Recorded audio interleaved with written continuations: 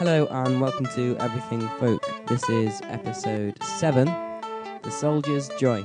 So we're sorry if the podcast has come out a bit late. But as I said, our pick is Soldier's Joy. Now, do you have some information about this, Katie? Soldier's Joy. There's a lot of controversy there. We found a website which is pretty certain that it's an American classic. And apparently it's one of the oldest and most widely known tunes in the English-speaking world. It appeared on sheet music in the 18th century, so it's quite old, but not really in folk terms.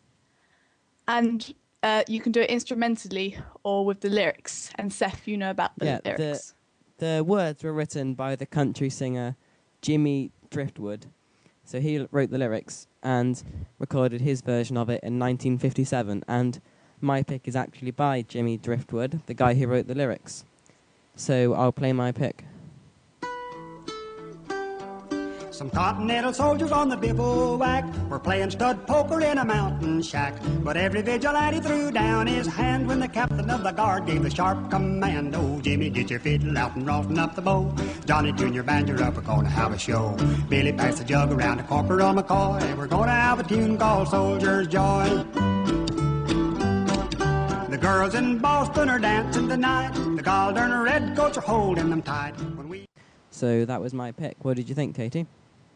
Oh, I love that. It's so authentic, especially with his voice, because you can tell he's from the South. It's really traditional. Like an old boy singing along. Do you know if he's playing guitar or? I'm not sure. Yeah, I expect he would, because he must be quite musical. I think he plays his homemade guitar. Ooh, exciting.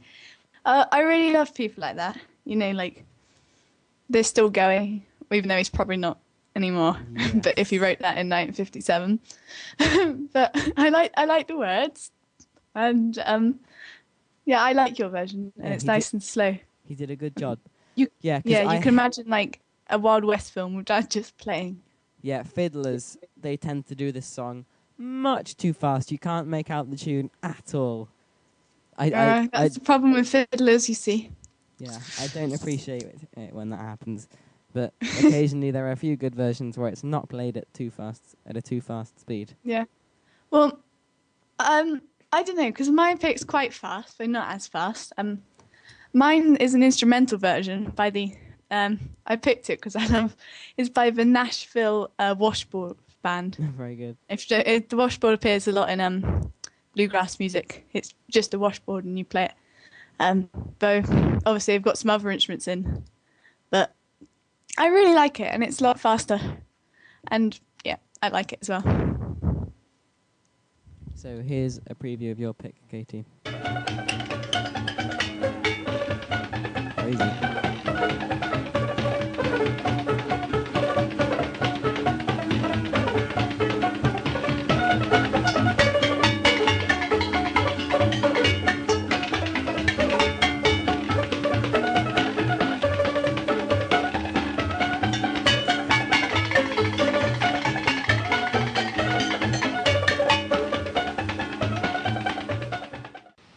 Well, that's different. And I like it because Nashville is in Tennessee, which is obviously in the south of America. So that really authentic feel. You can imagine like horseback trekking along. Yeah, it's really, it's so happy. It's different because you got the washboards going on and banjo. It's really good. I thought it's a lot more chop heavy, but I think it captures the name because it's Soldier's Joy, so it's very joyful. Yeah. Now this album, it's a good example of how it can work with words or not. Yeah, but this version, the Nashville Washboard Band, is actually in 5 albums.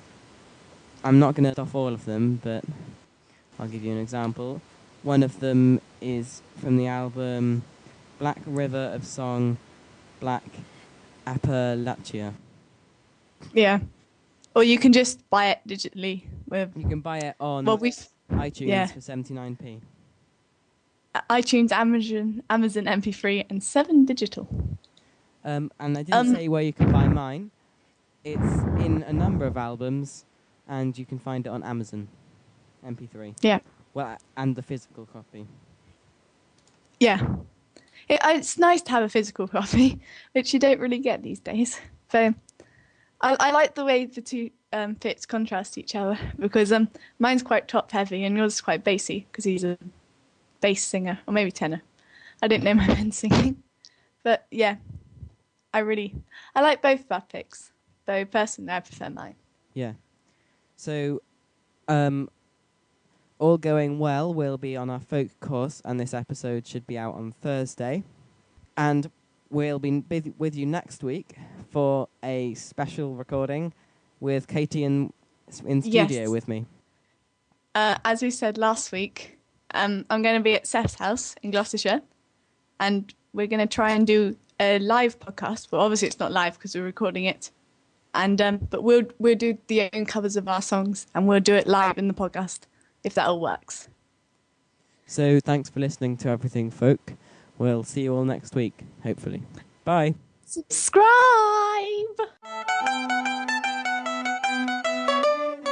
So next week, as we said last week, I'm going to... Don't do that face.